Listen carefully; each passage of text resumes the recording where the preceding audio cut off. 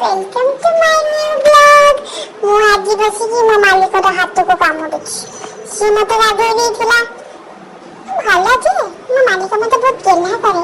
ମୁଁ ଏଠି ବସିକି ମୋ ମାଲିକର ସୁନ୍ଦର ମୁହଁକୁ ମୁଁ ବସି ଦେଖୁଛି। ଦେଖି ଦେଖି ଭାବୁଛି ନଖଟାକୁ ଖାଇଦେବି ନା ଆଙ୍ଗୁଠିଟାକୁ ନେଇଯିବି। ଜମିଲ ହେ କିଏଟା ଆଇଲା କିରେ?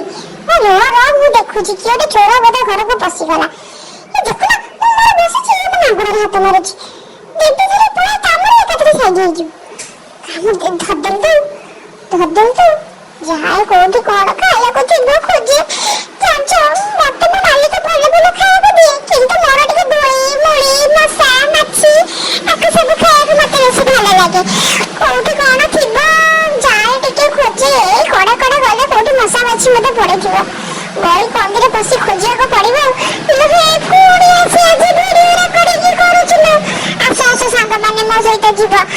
ମୁଁ କୋଉଠି ଖାଇବା ଖୋଜୁଛି, ମୋ ସହିତ ଯିବ, ଚାଲ ଖାଇବାକୁ ଯିବା।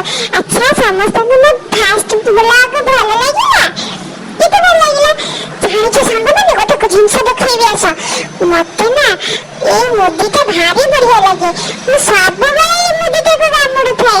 ମୋର ଭାରି ଲୋଭ ଏ ମୁଦିରେ।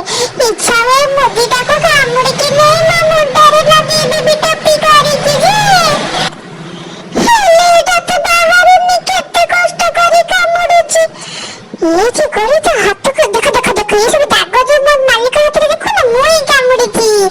କାମୁଡି ଯେତେବେଳେ ଲାଗୁଛି ତ ହାତକୁ ବସି ଖାଏ। ମତେ ହାତଟା ବେଶୀ ସ୍ୱାଦିଷ୍ଟ ଲାଗେ, ସେଥିପାଇଁ ମୁଁ ସ୍ୱାଦିଷ୍ଟ ହାତର ଚମଡ଼ାକୁ କାମୁଡି ଖାଏ। ଯାଏ ଦେଖେ କୋଉଠି କଣ ଖାଦ୍ୟ ଜିନିଷ ଥିବ ଟିକେ